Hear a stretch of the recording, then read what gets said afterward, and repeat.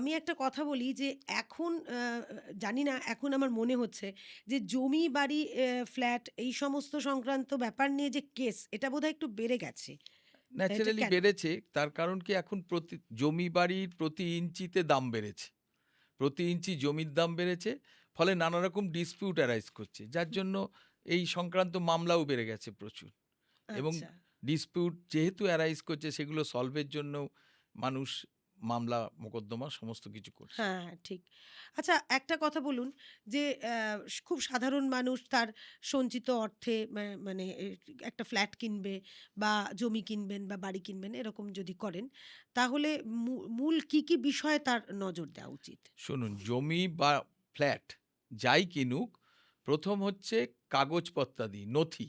সেই নথি বলতে জমির দলিল, যে ভদ্রলোকের কাছ থেকে কিনবেন বা যে ফ্ল্যাট পারচেস করবেন